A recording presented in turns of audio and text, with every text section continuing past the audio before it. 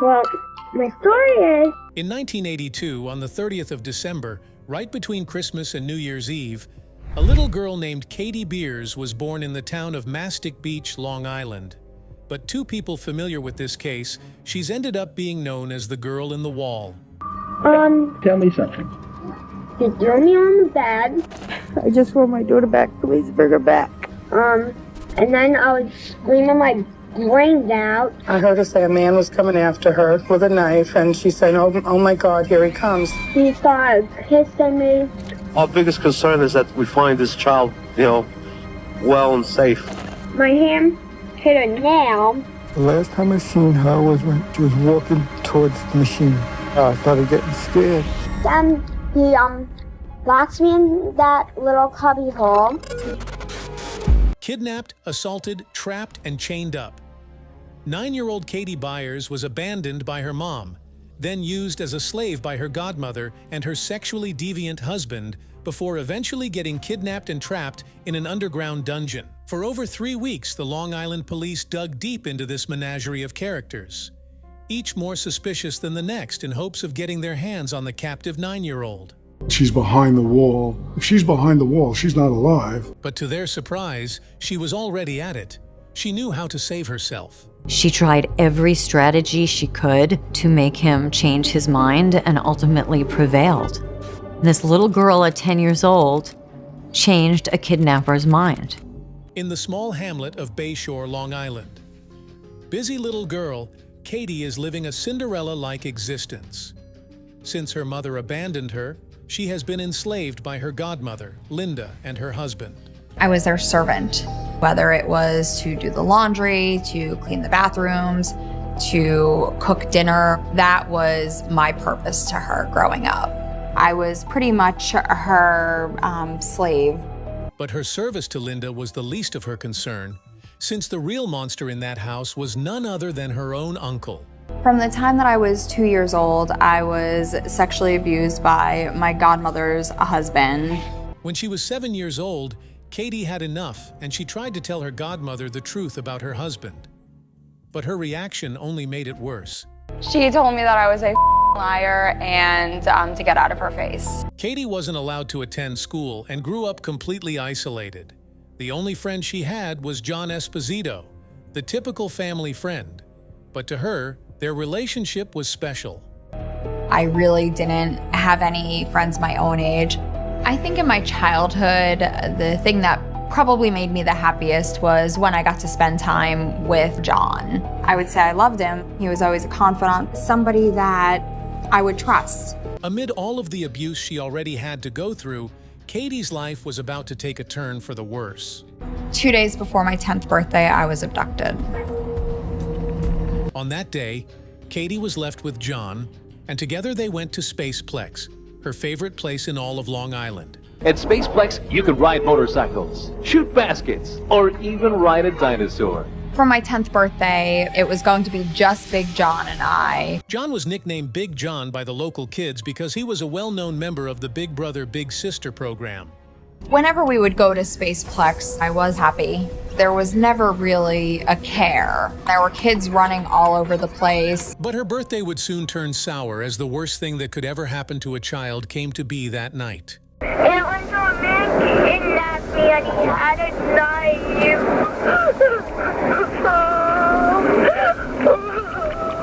Oh no, here he comes, I gotta go.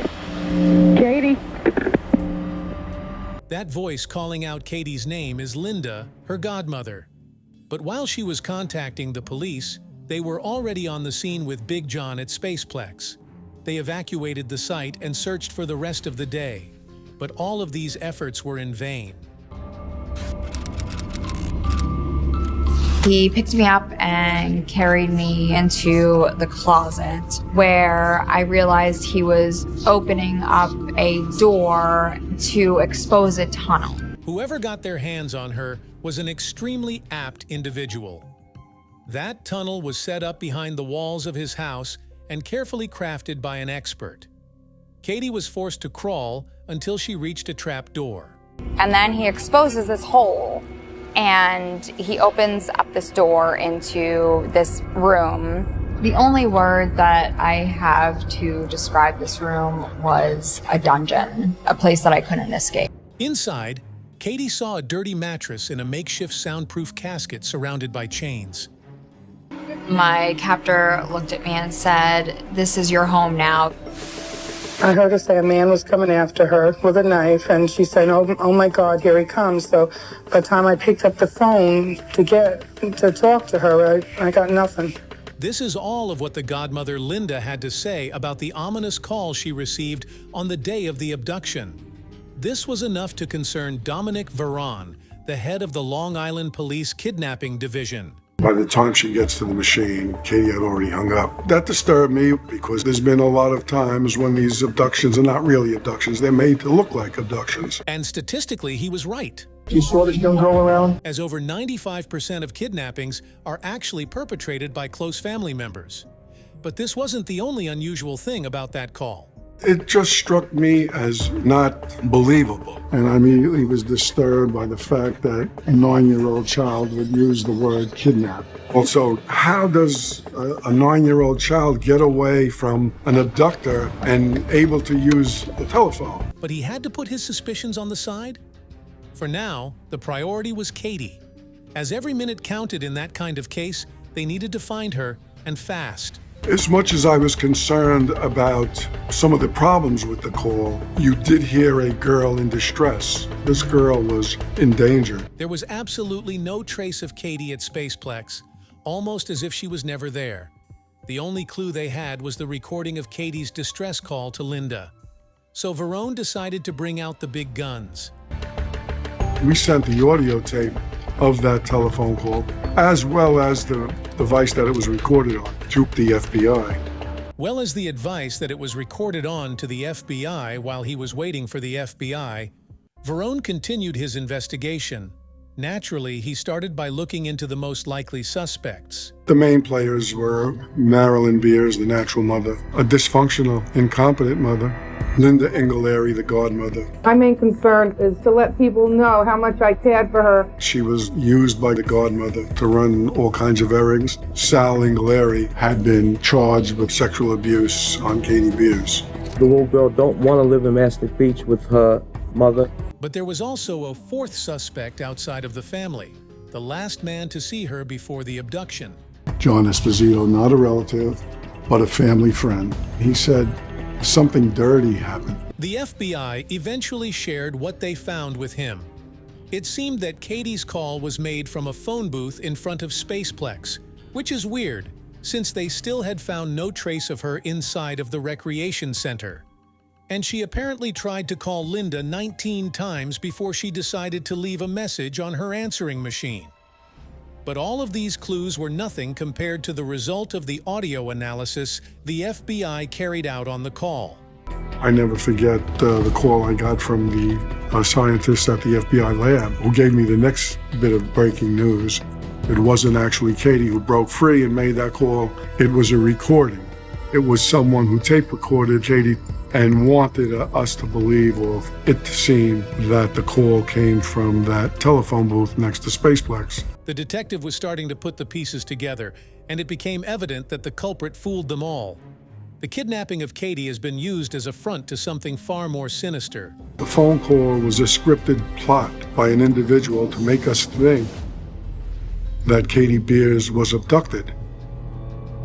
Back at the dungeon, Katie knew what was going to happen and decided to fight as hard as she could. She noticed the door of the casket was loose and went at it. Eventually, I had kicked it long enough and hard enough that that snapped, and I was able to kind of safely exit. To her, this was such a breakthrough. She thought she may finally be able to find a way to escape, almost forgetting that the casket was itself inside of the dungeon. Then I had nowhere to go. I remember trying to go on the shelf and see if there was anything there that I could use for some sort of self-defense. And there were a bunch of keys up there. So unknowingly, I grabbed one of those keys and hid it underneath the mattress. Before she had the chance to try to come up with a way to confront him, she heard him coming. It was too late. Now, as the footsteps started to get louder and louder, as soon as he came down, he saw the door open and He then raped me for the first time. For the rest of her time in captivity, her abductor would assault her multiple times every day. But out of respect for Katie, we won't be covering any of her subsequent assaults. I was able to have the TV on 24/7. It was on the news that I saw that the police had figured out where the call had come from. They knew that it was pre-recorded. This information led the police to put together a few theories regarding Katie's whereabouts. There were still questions we had. Meanwhile, Katie was able to hear each of her family members' testimonies by watching the news, starting with Marilyn, her biological mother. Just my daughter back.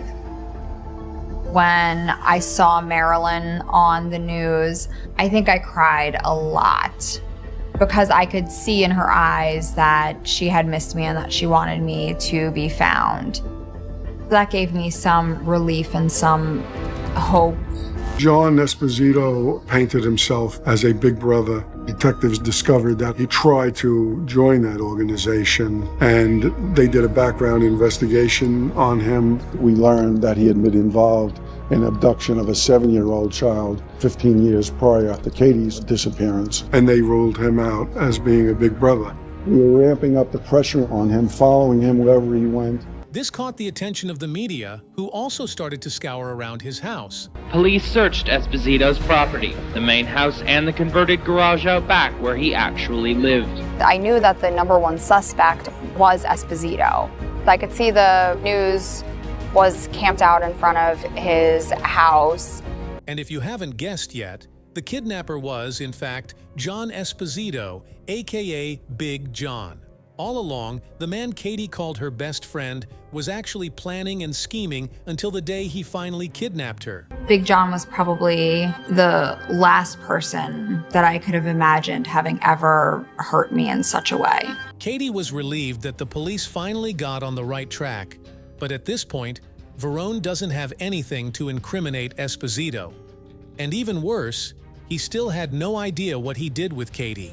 As each day went by, they were becoming more convinced that what we were going to find was not live Katie Beers, but a body of Katie Beers. A few days later, Katie woke up in the dungeon. Esposito had put a chain around my neck. I had realized that the key that I had grabbed was actually for the padlock, so I was able to at least release myself. Prior to unattaching it, I would count how many links were on the end of it and up to the wall as well. When she would hear Esposito coming, she would quickly chain herself up again in the exact same way he did. But this tended to happen less and less since the police, convinced that he was behind her disappearance, almost never left him alone.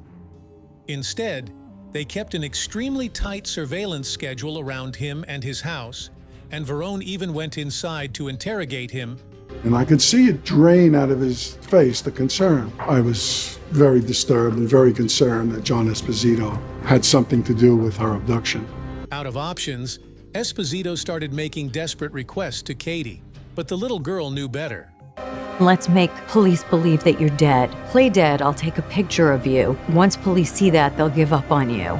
And Katie, the bright little girl, wise little girl that she was, knew that that could be her death sentence. And she refused to play dead and let him take a picture of her. From that point on, I rarely slept, and I also did not eat any of the food that he could have altered because I was fearful that he might put something in the food, a sedative, a sleeping pill, something, so that way he was able to get the photo that he wanted, so the police would stop looking for me.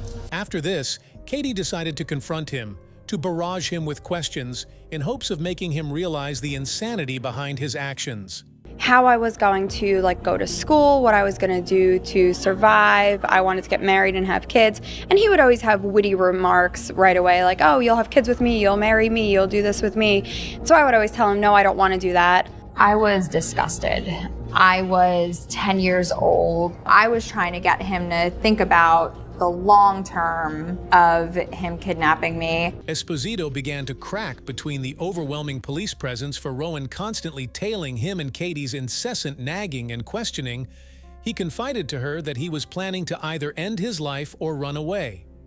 She knew that if she let it happen, he would probably kill her or leave her to die in the dungeon.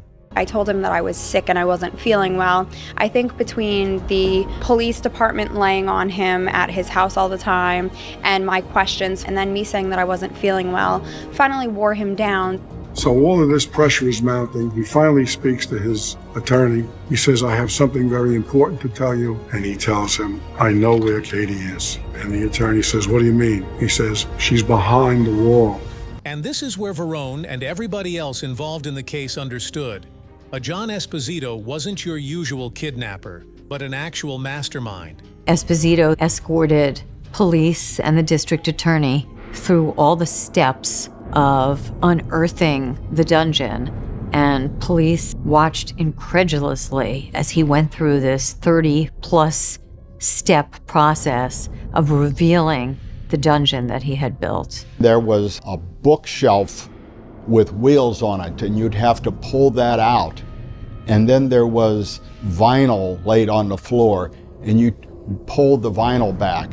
And then there is a 200-pound concrete block that's there. And you had to know to go into the garage and get this block and tackle, to hook it in the ceiling, to hook it into the 200-pound block, and then raise this block up. And then you drop down about 7 foot into this underground chamber, and then there's a passageway, and as you crawl, you dropped into this underground chamber where Katie was kept. Apparently, this whole affair had been in preparation for years before he took her. I had realized that I had actually played in this underground dungeon while it was being built. So he had this vision to build this underground dungeon. And when he had this vision, it was specifically to kidnap me. When Verone finally broke in, Katie couldn't believe what was happening to her.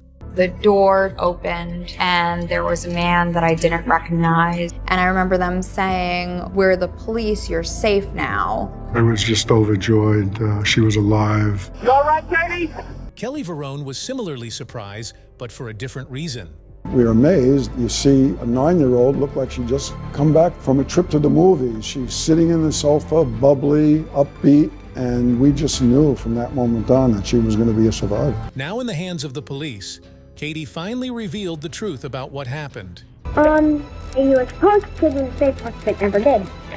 John Esposito had confessed to everything. Esposito was convicted of kidnapping in the first degree, and he was sentenced to 15 years to life. Not only did the detective save her from Esposito, but throughout his investigation, Fishman uncovered all of the abuse she had suffered at the hands of the people who were supposed to take care of her and decided to place her into foster care. I entered foster care as soon as I was released from captivity, and that was a salvation for me. I had a mom, I had a dad, I had brothers and sisters. It was absolutely fantastic. They also continued the legal procedure against her uncle Sal and successfully put him behind bars. To this day, Katie will always be grateful towards her own as he saved her in more ways than one. For 17 days, I was his life. He was one of the ones that just did not give up, and I'm grateful of the relationship that I have with him. I wrote a letter to Katie after the whole thing was over. Dear Catherine, I don't know you very well, but what I do know is enough to show you as a remarkable young girl with a strong determination to live. My only wish is that we could have found you sooner and you didn't have to be down there so long. Not many adults could endure or survive what you went through. Be proud and continue to be strong. I know you will be successful. In the end, she was a true survivor, refusing to let her past bring her down. Instead, she achieved everything she ever hoped for. My life is exactly what I had always wanted. 2 parents who love me, and a husband and 2 kids, and a wonderful family. I'm tearing up. He tried to trap and use her, but she liberated herself. Today, she is a best-selling author and works with the National Center for Missing and Exploited Children. think the best part of my story is knowing that you can recover and you can persevere and your life is 100% what you make it to be. She wants every survivor of any kind of abuse to know that they are more than what happened to them. I was determined to not let my childhood traumas come into my adulthood. They've shaped me to who I am, but they don't define me. Thank you for watching. Kindly like this video and subscribe to the channel for more. See you in our next video. Bye.